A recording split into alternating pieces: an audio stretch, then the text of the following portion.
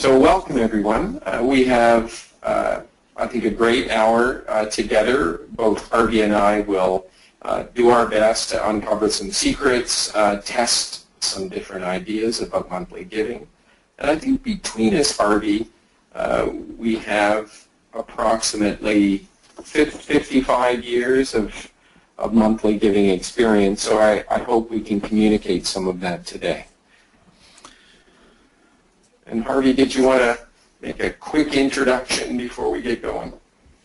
Sure. I run a fundraising company based in Canada with clients in Canada, the U.S., and the odd other country, and have written the only books on monthly giving, Hidden Gold, and The Tiny Guide to Monthly Giving.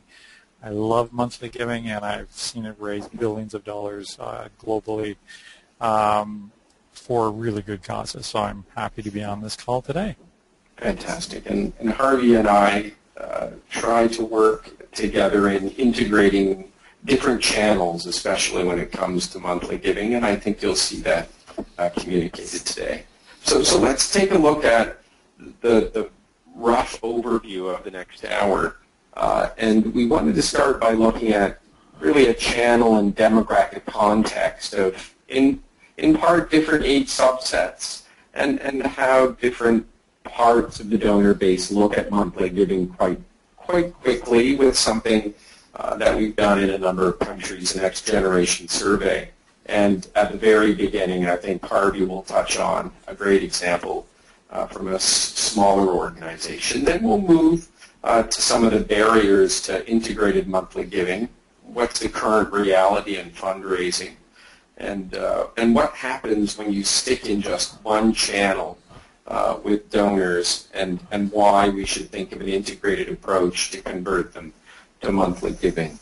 And then we'll move quickly looking at how some best practice organizations beat their industry average to hospital foundations quite quickly.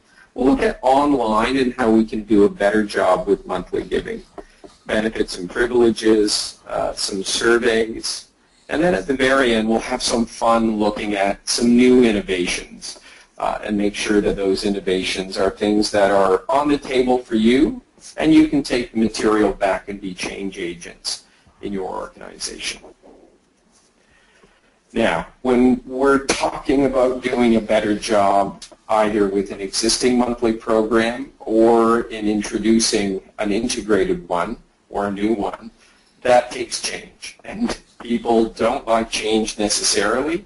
They want to have progress, like this Mark Twain quote. And we'll come back to this, that sometimes doing monthly giving for the first time or in a more integrated manner takes change, and that takes some bravery.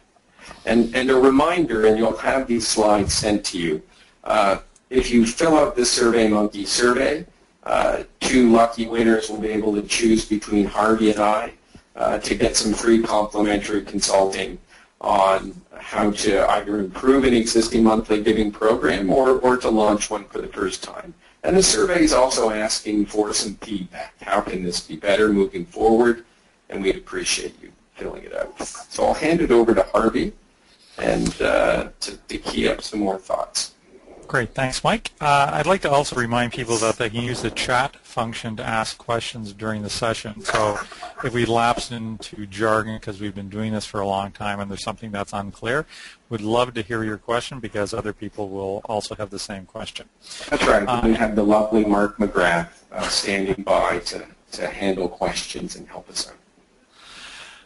And I also want to just start off, my feeling is that when you're talking about integrated fundraising, people often get very concerned about the technology being complicated and we don't know how to do it and there's nobody here with technical skills at our operation.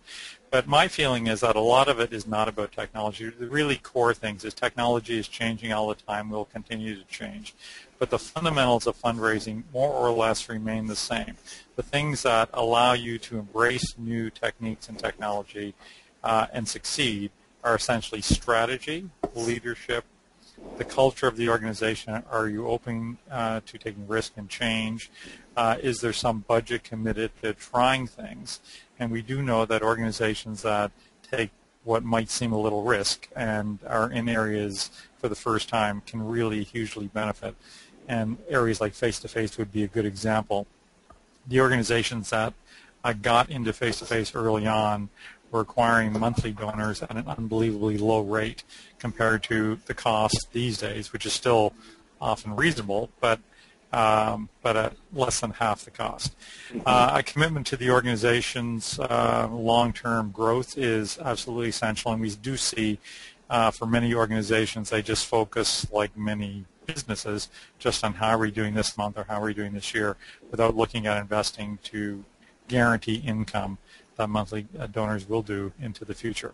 And then proper analysis. You have to make sure that you have good analysis of what you're doing. Otherwise, you make bad decisions. And we saw an example of that with a new client we had about 4 years ago where they did a magazine insert around monthly giving and single gifts.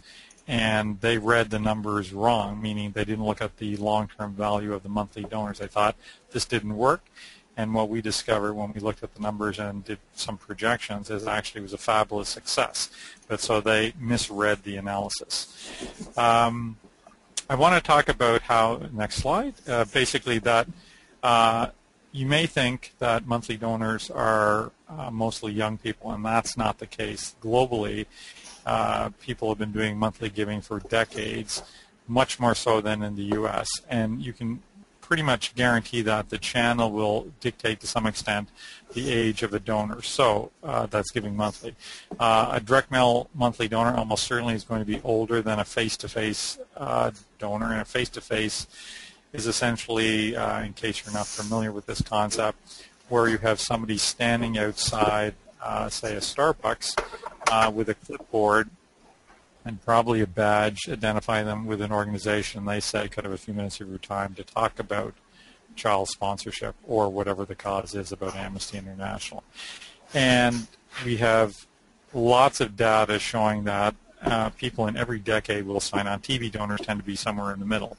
But they all do it, and they all have long-term value that's far in excess of the average single gift donor. I'd like to show you one example of one of our clients, the Vancouver Island marmot. Nice, cute little picture here.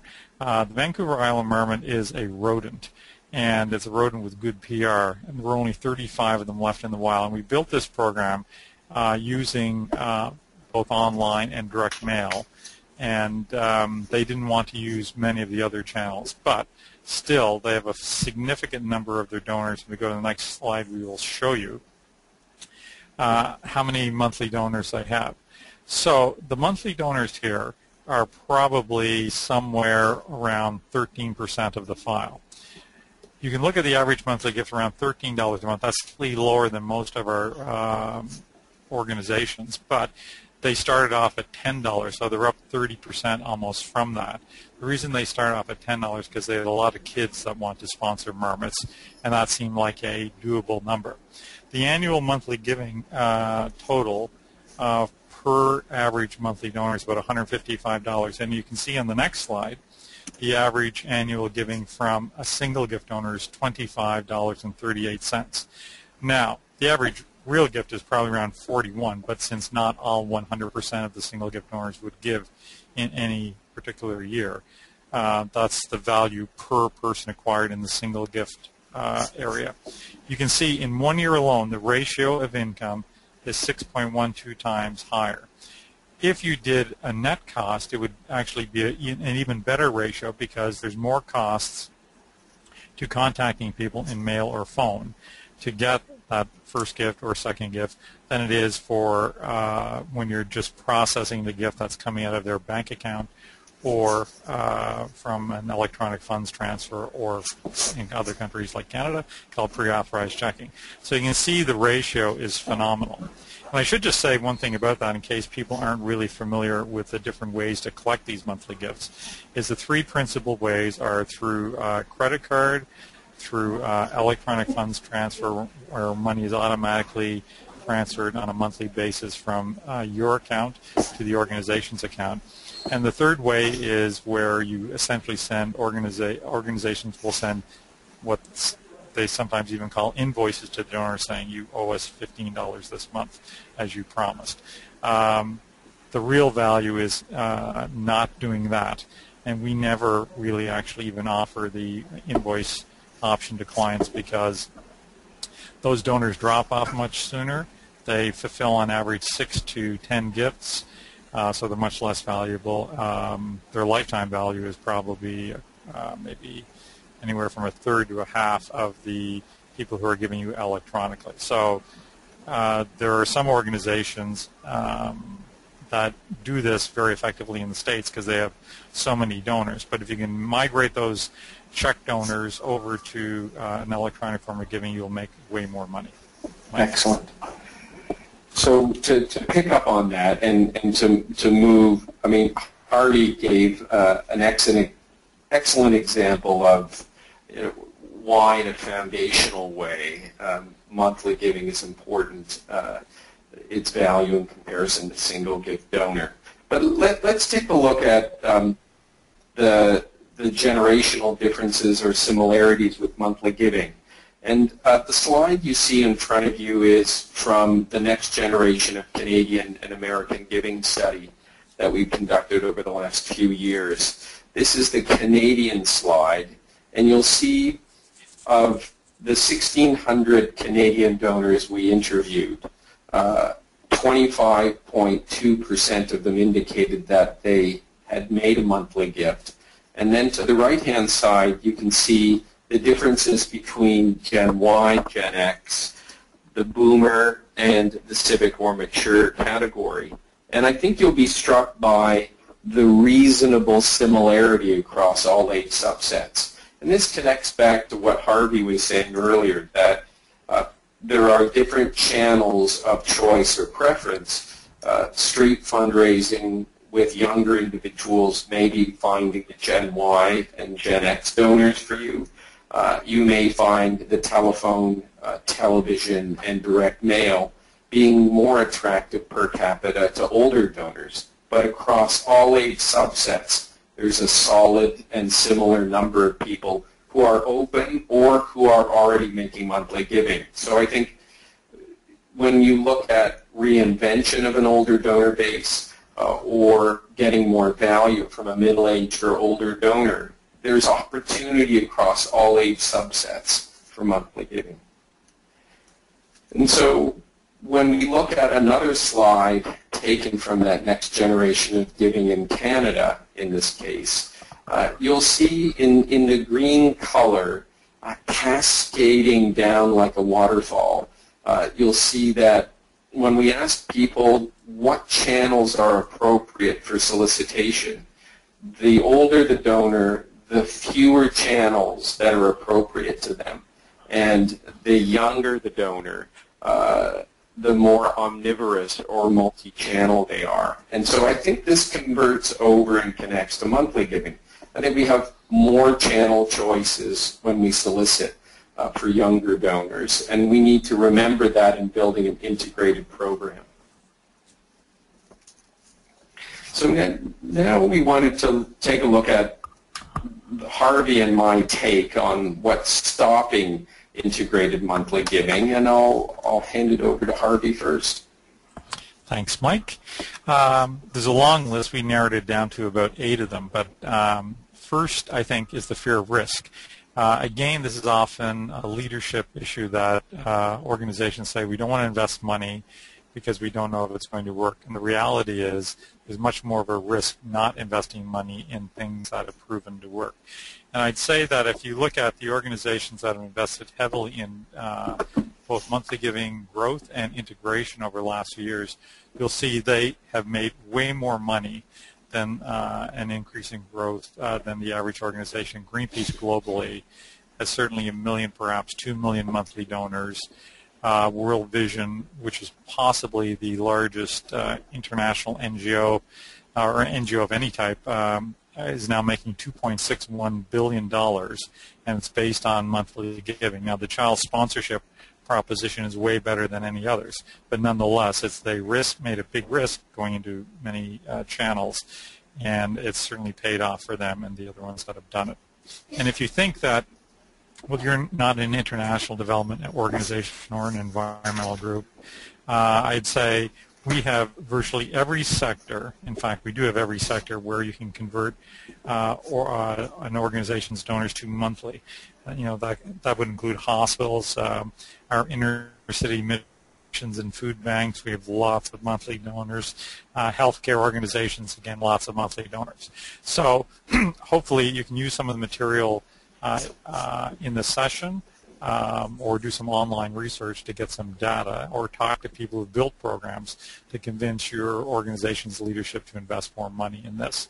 And I say vision because part of vision is the normal things we think about having a vision for the future, but it's even just looking at the numbers. When you get a monthly donor, the average monthly donor, depending on the channel, should be giving to you, say, for about 8 years. Many direct mail donors are giving 20, 30 years into the future. When you project out how much money that is worth, and our data shows they're around $2,000 worth a long-term value, that's a phenomenal amount of money. Some channels like TV and face-to-face will be less, but you can figure that out fairly quickly. And then you figure if we can invest $100 today to acquire a monthly donor, that's going to be worth, say, $1,500 over time. That's an incredible investment. So you need people in your organizations to look into the future to see where this steady stream of income is going to come in. Personal ego, I work with organizations in the States, big charities, where people said, you cannot touch my donors. These are in my segment. I work with one of the largest PBS stations, and the person running their kind of a mid-level $250 to $1,000 group said you can't actually mail to these donors to talk to them about monthly giving, even though they would have given, if they converted, 2 to 3 times more in the individual year, and likely would have been worth about 8 times more over time. So you have to combat these silos often within organizations. And essentially, lack of shared goals. This individual represented, she had a personal mission to meet her targets, but that didn't work with the long-term good of the organization. So both of us are very keen on breaking down silos and having people work together with a common mission of building long-term value for the organization. Thanks, Harvey. So connected to that is a short list for me, and I think it connects back to risk, connects back to vision and commitment. There's often a lack of budget allocated to building a monthly giving program. So it depends on the channel that you're choosing, what's appropriate, whether that's using the mail or the phone or online or getting on the street in your community. But it often takes money to make money. And if we connect back to Harvey's good comments on the incredible lifetime value of a monthly donor over a single gift, budget needs to be allocated in a very tactical way once leadership has understood and has the courage to take the risk, a calculated risk of building the program. The next point on skill sets is important, that internal capacity to understand the rules and the standard operating procedure of a monthly giving program. Something like that comes naturally to Harvey, who's been a practitioner for a number of decades. But you may need to build internal skill sets to understand, grow, and nurture a monthly giving program. And internal competition, this is connected back to Harvey's point on a lack of shared goals. Individual departments in a silo. I was speaking to 100 annual campaign fundraisers from universities across Canada today, and there was conversation in the room on the competition for limited budgets and competition over that donor and how they give, and we need to get over that to grow a monthly giving program. And last, and it's connected back to Harvey on risk and connected to budget and leadership, the ability to test. I think the word pilot is often an important one, to work with an internal culture that may be resistant. How do we see the pilot opportunities to grow or improve a monthly giving program? And so moving from those barriers, some big, some small, what's the current reality when we look at fundraising in many different verticals, whether this is Canada or outside? For a lot of organizations, their offline donor base is aging. There's a demographic imperative to reinvent. Donor files and acquisition sources are shrinking. I would disagree that there's donor fatigue, but you hear that conversation, and it's a part of what we need to fight against. Revenues and annual campaign, for example, are often now flat or falling in many organizations. Direct mail costs are increasing, but not always. If you work with someone like Harvey, who knows how to keep costs down and keep results up. And online, I see especially, is kept in a silo. And when it's kept in a silo, it underperforms, whether that's in monthly giving or any other type of giving. And so we need to both get higher value from the aging donor base and middle-aged donors, and we need to find, reinvent, and improve the returns with younger donors. So this is a cautionary tale from a large organization who receives a high number of online donors and renews them and keeps the cultivation, stewardship, and conversation only online. And you can see over a number of years, from 2004 to 2011, their online donors retain and renew at approximately 12%. Harvey might be fired. I could be fired if clients have that kind of low retention rate. But we know through our experience that if we use multiple channels to convert these single gift donors online to monthly giving, then we change the conversation, and the renewal rates will go anywhere from 60 to 80%. So online donors kept in a silo with single gift need to have an integrated monthly program to find more value. So moving from that disturbing story, we want to look at an example or two of how within the health vertical or hospital foundation vertical, two examples from Harvey show that with some hard work and integrated best practice, you can get away from benchmarks within your industry that are low for monthly giving. A few months ago, we partnered with Blackbaud to look at health charities and hospital foundations in Canada and asked them a series of questions that included questions on monthly giving. And in the healthcare hospital vertical, monthly giving average gift was lower than a number of other verticals. But that doesn't mean that if you're a health-related charity that you have to put up with a lower average gift. And I'll have Harvey explain a bit more. This one example, a client, their average is $21 a month. Now, to some extent, what you get is what you ask for. So it could be the other hospitals were asking for $10, and of course people will give them averages more likely close to $10. And the other thing that does make an impact is how long a program has been going and how effectively you are upgrading the donors. But this is a good example of an organization, a hospital, that has a much higher average. And the difference between $14 a month average and 21 is you're making 50% more money, and the net is even higher than 50%. The attrition rate for this program is around 7%.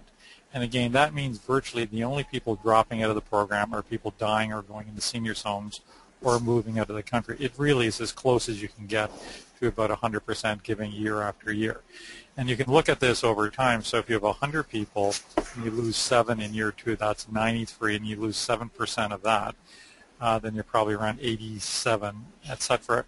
And by the time 10 years is done, you still have about half of these people giving virtually forever.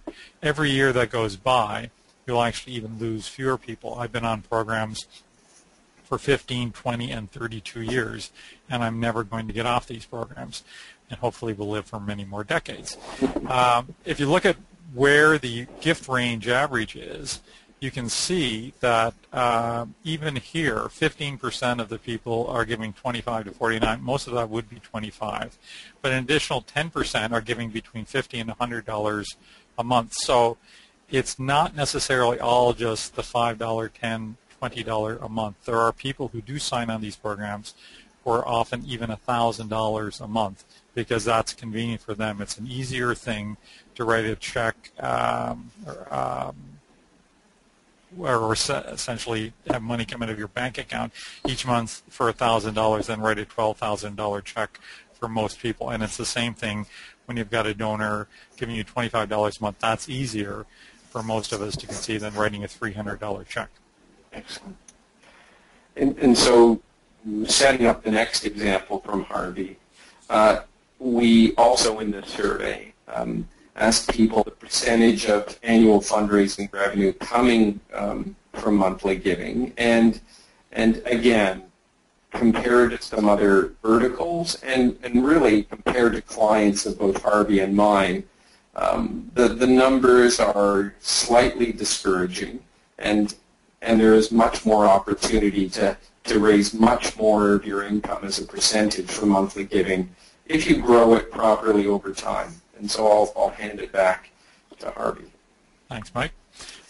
So just to show you, we have one hospital where 12.7% of their donors give monthly.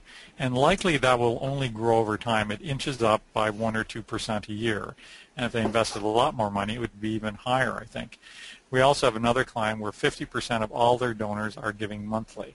This is not a hospital, but it just shows you if you invest in that area, you can get many more people. I actually think this is too high a percentage because it probably means they're not pulling in as many annual donors as they probably could, who then become the pool to convert to monthly giving. But the fundamental principle is most organizations in North America are have way fewer monthly donors than they could. And I'd like to say one of the reasons, I haven't seen this so much in Canada, but one of the reasons in the States is I don't know if there's anybody from a direct mail company here, or a telemarketing company. They often don't like people being converted to a monthly giving because it takes money out of the direct mail or telemarketing stream. And I suspect it could even happen with an online vendor as well. The core thing is it is much more valuable to an organization, and your more responsible agencies, which is most of them, want to push people from single gifts into monthly gifts. So if you have a problem convincing an agency, if you're working with an agency to do monthly giving at a higher level, then you may want to evaluate that agency against somebody that will, in fact, push your donors into monthly giving. And so moving laterally, and this is a slide that is a warning for a number of organizations, mainly in higher education, we find that finance departments or IT departments, and in this case the University of Guelph, has a past giving culture of pledges in higher ed that has translated over to monthly giving online. And so instead of giving people a chance to join at, let's say, $25 a month and continue to give from their bank account ad infinitum, there's a self-imposed pledge paradigm that allows them to decide when to stop your giving. I know Harvey's shivering now. And we just show this as a warning and give you a heads up that you may have a giving culture of pledge giving for larger gifts in your organization. You don't want that end date choice for monthly giving programs for you going forward. And so for a lot of organizations who either have an existing monthly program or are creating it for the first time, both Harvey and I would agree that there may be some effort that needs to go into creating a new brand, a flanker brand, a sub-brand, both visual and text and benefits and privileges connected to that monthly giving program to make it more effective as a marketing from it. And so I wanted to show you an example of what one forward-thinking organization has been doing in Canada. This is the Canadian Cancer Society in Ontario. And they decided to create a monthly giving sub-brand that was directly related to convert people participating in their weekend-long Relay for Life pledge-based fundraising event. And so they created the language and a premium. So the premium is a light for the Light for Life team that's connected to the lanterns in the actual event. And they have been testing multiple channels, both face-to-face, email, and telephone, to begin to convert both donors and pledge participants in the event. And so I think that could be a takeaway for a number of you. What activities are you doing now that draw people closely to you that may be opportunities to convert them to monthly giving in multiple channels? And so moving from any channel and a brand and taking a look at technology itself, this is, and you'll have these slides and the hypertext link below, of a great one-page giving form that makes monthly giving the most important button at the top and emphasizes monthly giving over other types of giving. Now, as an aside, this form allows people to give in 20 or 30 different ways on one page as it morphs based on your choices. So take a look at how monthly is created up front and important for this giving form. And so when we take a look at the results there, we'll see in a minute it's made a difference. But online also gives you the magic of not just having 40 giving choices on one page, but in this case, we're looking at the Humane Society International, where as you move your monthly giving choice, so from $10 opens a cage. If I move the cursor over $50, then 5 animals will be released from the cages. So a tactile, fun, interactive connection to monthly giving and the mission. And so when we go back... I noticed you let a rat out there first, Mike, but... Yes, we could. When we take a look at the results for the Canadian Cancer form when it was revised to monthly giving first, they were up 10% in overall number of monthlies. The average gift for that monthly was up.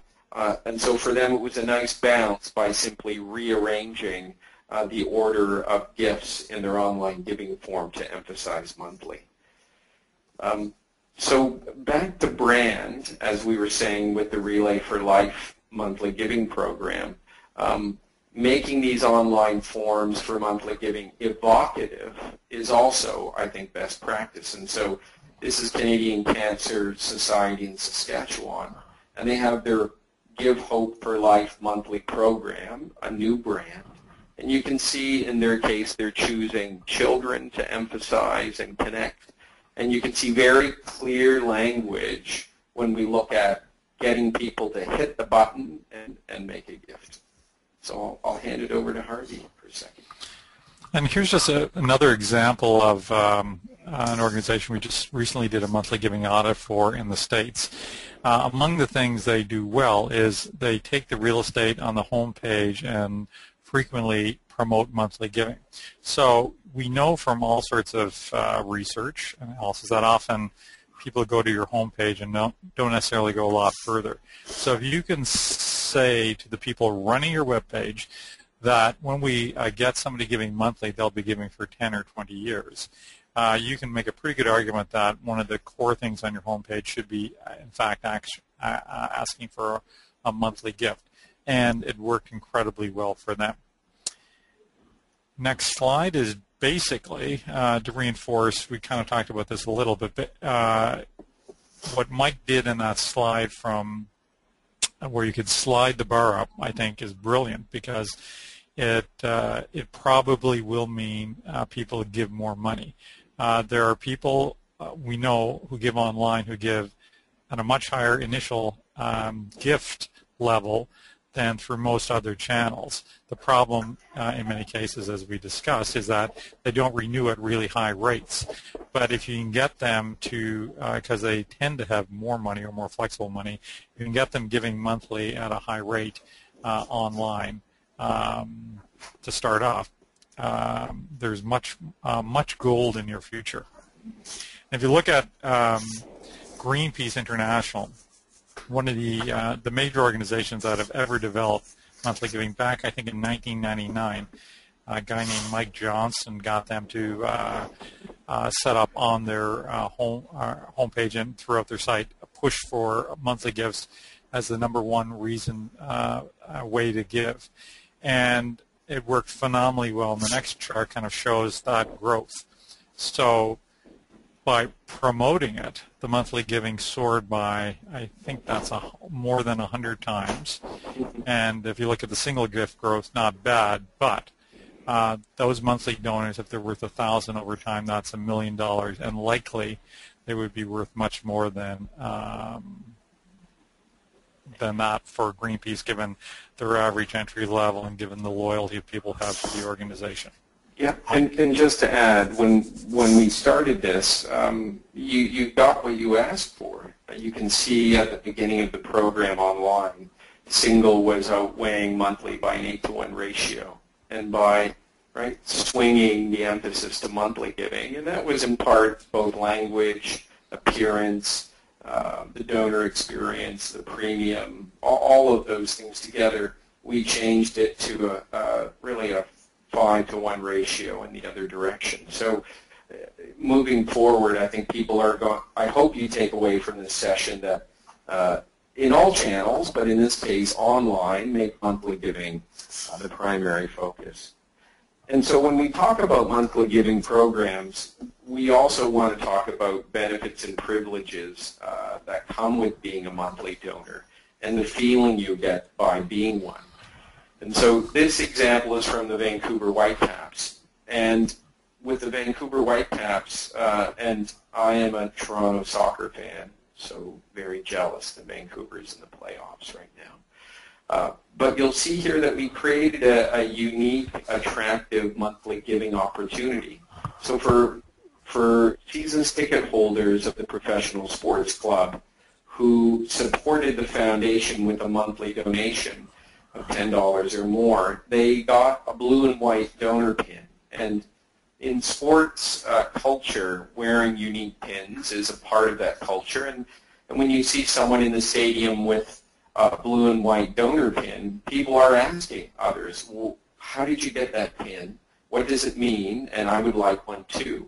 And they need to become a monthly donor to get that. So how do you create something attractive, not just in what the money's accomplishing, but perhaps that sense of membership in a monthly giving program?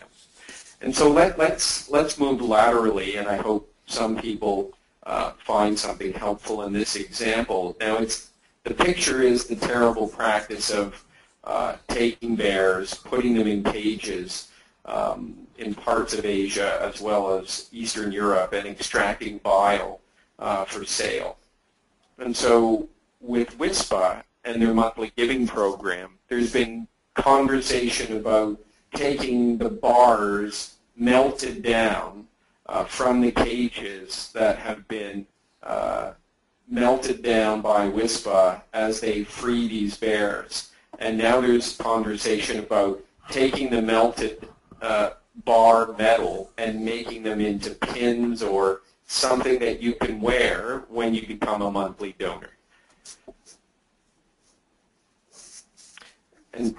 And so moving to another integrated perspective, and that's monthly donors can also be an unbelievable resource for middle donor opportunity, major donor, or legacy or plain giving potential. Let's take a look at one great example.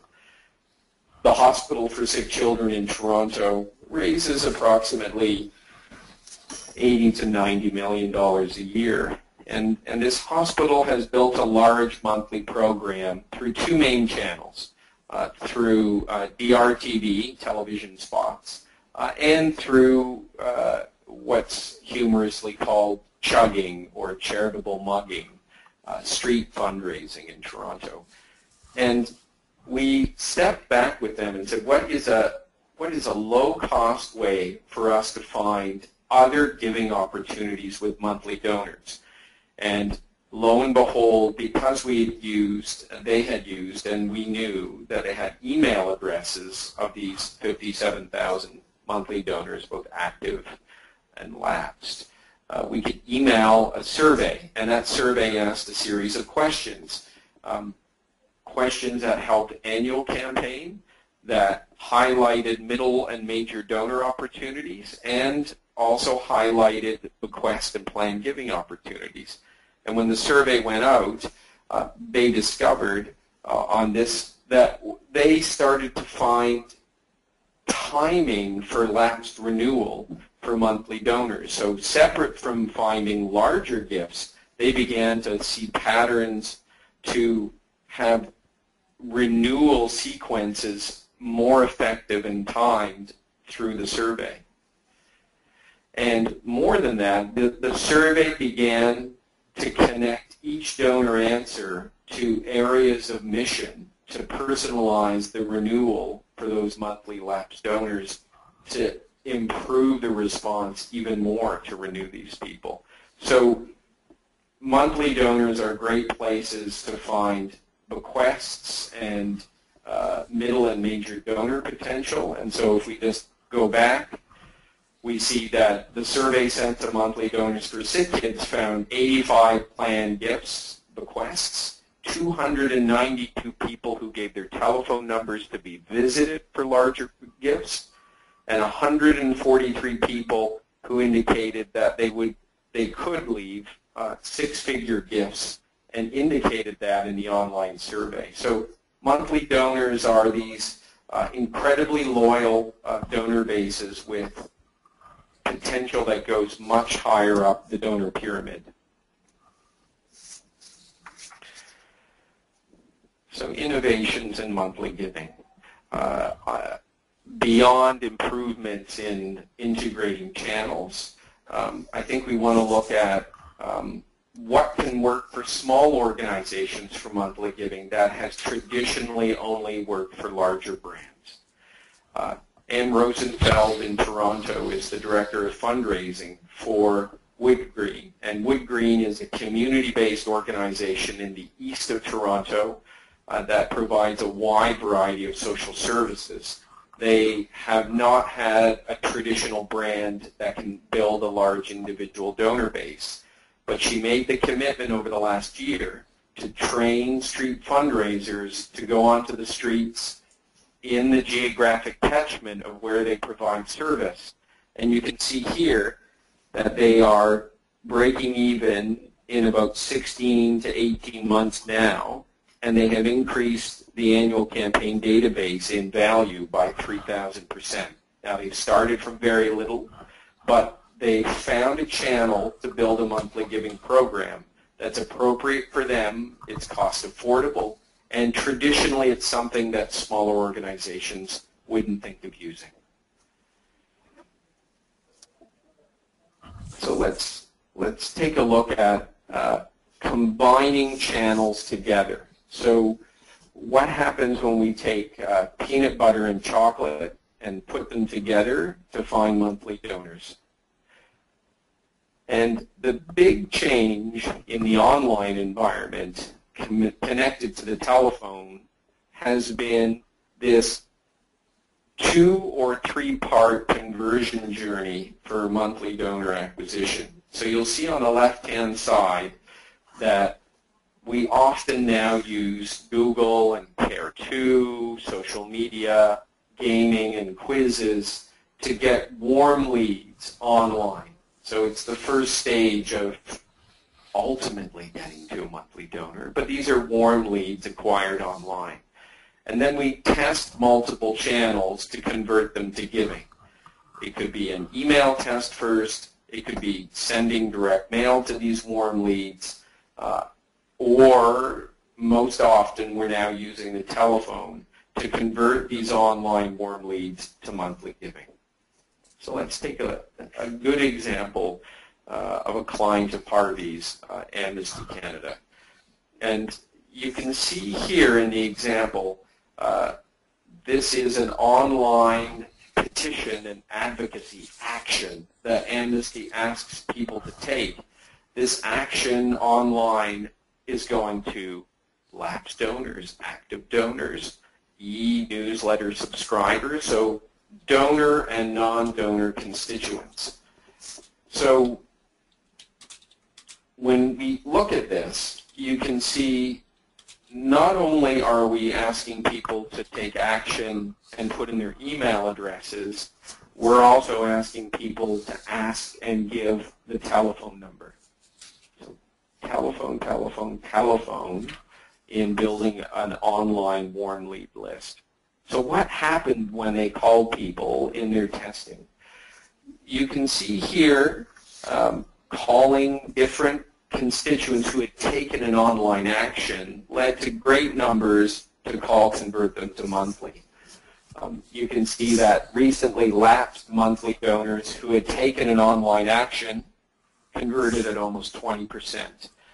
You can see that the non-donor segment, so the e-newsletter subscribers or the people who had only taken the online petition, were converting at 8 or 9%. So if we look at Andrew Bales putting together this, who works at Amnesty Canada, the 9-step checklist to convert online warm leads to monthly, there are some set the criteria for the campaign. I mean, is there a goal? Are you going to convert 50 people or 100 people? What percentage? Ask for telephone numbers, mailing address, and email because you want to test multiple channels to convert. Drive traffic, manage the data, send an email prior to the call to convert, and all of those other important things. And if you don't use the phone, you can still use email, or both Harvey and I can attest that you can use the mail to convert people as well. And I think for U.S. clients, that's even more true. And so in this case, this is IFAW, an animal welfare organization in the U.S., using email to convert people to monthly giving or single gift. And so email is something we need to put into the mix to convert people from warm leads. So we're going to come closer to the conclusion, and we want to talk about mobile phones. You read it in the business section every day with Facebook desperately trying to find ways to raise and make revenue from all of us who are looking and interacting on Facebook through our mobile phones. So the most important thing is the donor experience. So when we're talking about monthly giving, for example, more and more people are going to be inspired to go online, watch a video, and then make their monthly gift on a mobile phone.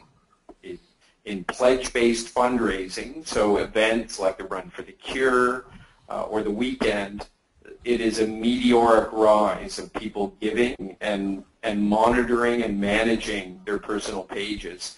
I think we're going to see the same kind of meteoric rise in monthly giving through mobile phones. But it's not just people going and using their mobile phone to get their credit cards out or bank account information. They're also going to be doing this multi-part campaigning for warm leads. So this example from Save the Children UK, this is a communications, brand, and marketing exercise to the public, running posters on the tube and on the street, urging people to text their support around a ceasefire for this particular issue. And so 182,000 people texted, but all people who had done so were called on their mobile phones, if possible. And 5% of those people who had texted to just take action converted to monthly giving. And in this case, approximately 4,700 donors were converted. And as Harvey mentioned earlier, incredibly valuable 4,700 people, brought on through this two-part conversion process of warm lead generation. And they managed to call about 50% of the people. That's right. That's right. Okay, so we have a series of questions as we get to the end, and Harvey and I can deal with a few of them, and make sure you fill out the survey. So some other examples, someone was asking about benefits other than the Whisper Bear pin or the white pack, blue and white donor pin. Harvey, any favorite monthly premiums that come to mind? Sure. There's a lot of different ones. There's a women's shelter in Toronto that gave T-shirts to people when they were doing TV. We've successfully used a large number of things such as mugs, calendars, books. For Oxfam, we used a magazine subscription on international development issues. It really depends on the brand to some extent and how much money you're willing to invest. You don't want to spend a lot of money on this because people will be irritated, but really it's kind of unlimited what you can give people, the tote bags, you name it. So I always look for the thing that is relatively cost effective, but that also is linked to the brand, so it's not essentially off-brand. So there have been, there's also been some questions on, how can you stop building an expectation of getting something per monthly donor? And I think there's a lateral answer to that. I think one of my favorite monthly giving gifts is often a book related to the mission.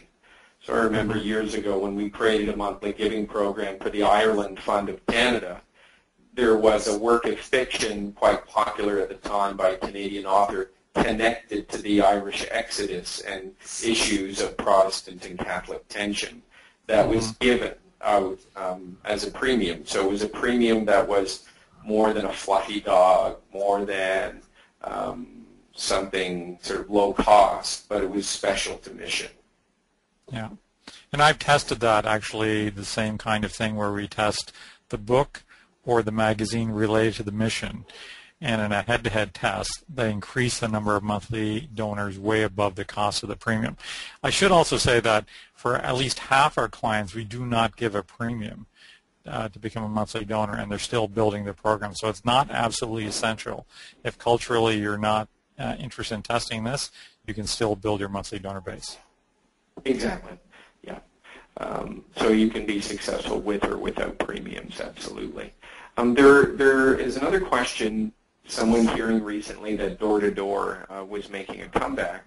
And I think that's just related back to the example I was giving of Wood Green, where they're going door-to-door and they're canvassing on the street.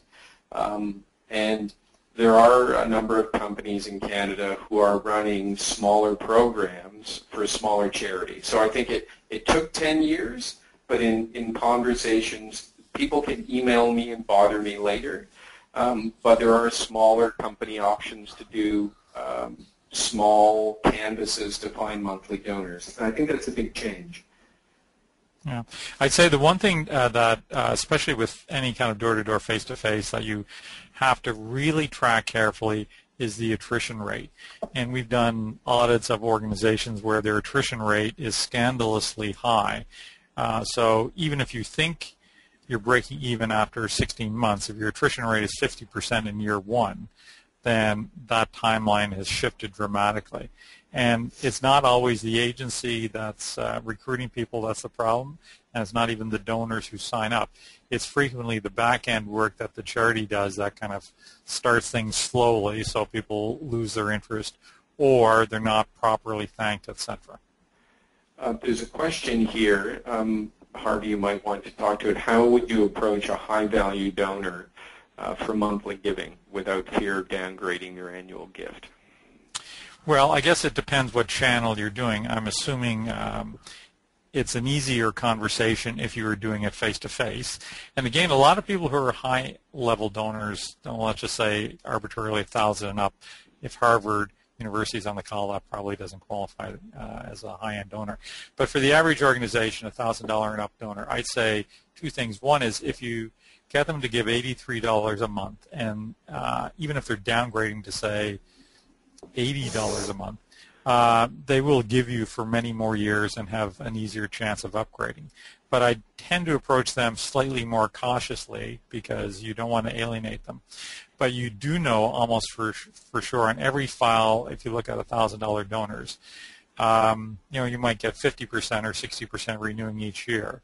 Whereas if you got slightly less money, they downgraded slightly, you will probably make more money. And the average $1,000 donor is more likely to sign on for $100 a month as opposed to $83 a month. So you tend not to upgrade them in value as much as a lower dollar donor. So if you have a $50 a year single gift donor, pretty good chance they could be giving you $20 a month or $120 a year. So that's a significant ratio, more so than a $1,000 donor. But again, it's depending if we're calling them, it's an easier conversation. And if you're meeting them face-to-face, easier as well. So here's another good question for you, Harvey. What has been your experience in choosing the best time of year to implement a monthly donor program for one-time donors? Great question. I'd say every month of the year.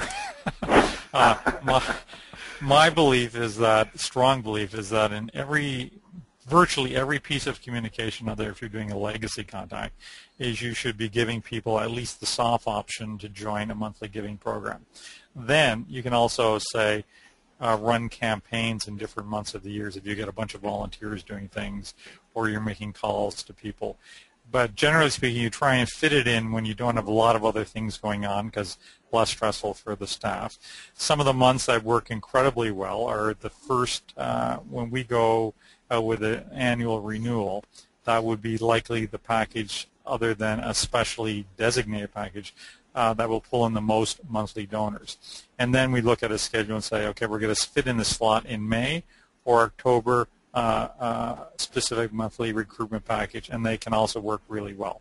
We try not to interfere with the rest of the program because we do know organizations have to bring in those single gifts to cover what they're doing. But really, in virtually every package we send out, we ask for a monthly gift. Some other good questions here. Someone's asking whether any hospital foundations have had success in face-to-face conversions, Canvas, for monthly. And I think there is a good new example with St. Joseph's Hospital Foundation here in the West End of Toronto. They have combined a community-based Halloween fundraising event with door-to-door and street canvassing. But I think hospital foundations that are community-based, community hospitals have, I think, the most potential to do within their catchment monthly conversion at the door. Just looking at some other questions here, if I can see. Who is the best group to convert by phone to monthly donors? And I think connected back to the question, that example from Amnesty Canada, where call converting lapsed monthly donors had the best response, and then you could see that lapsed single gift or active single gift. And then the third category with the lower response were the warm lead non-donor groups. So, I mean, that can give you a sense of where you can put your dollars. And I think we'll make sure that we get to all of the other questions via email between Harvey and I. Make sure that you fill out the survey.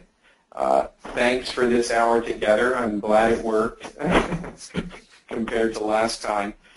We will email you the content because we want you to print this off and use it as change agents for stronger monthly programs in your organization. And I know some people are asking for some examples tactically of smaller organizations. But I think we started with Harvey with the Marmot organization as a smaller organization who grew their monthly program. But we'll make sure we try to get you some content. Okay, so thanks very much. And Harvey, thank you so much. Thank you, Mike. Okay, bye now.